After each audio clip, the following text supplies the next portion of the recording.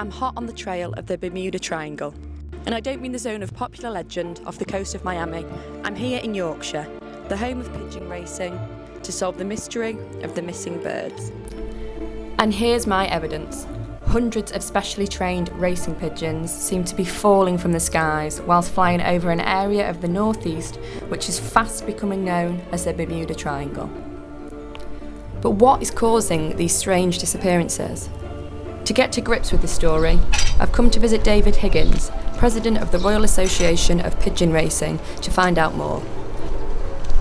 David took me to see the 32 birds he keeps in his back garden pigeon loft. Pigeon racing basically is a sport where pigeons are trained to fly over increasing distances and they race back home.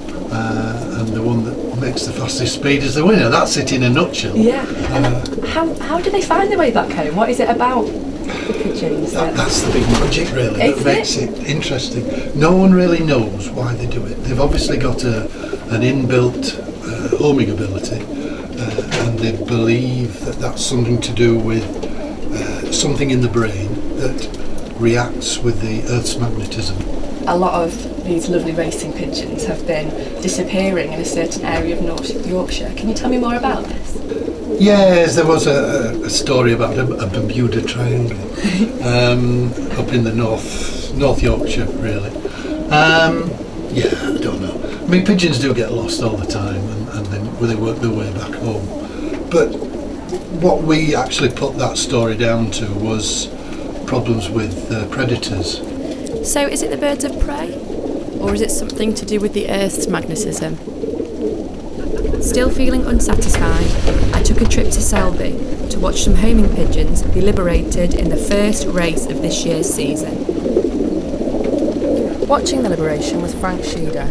He's been keeping pigeons since he was 13. He was the only fancier willing to speak of the strange happenings, so I asked him what could be causing them. There's places like RAF Staxton Wold, there's places like Filingdales, and of course this weekend we've been informed that there's a lot of activity of solar flares on the sun. So things like that do affect the magnetic fields, and pigeons could get lost, but we aren't anticipating so many because it's only a short race. So it looks as though these pigeons are safe to fly for another day.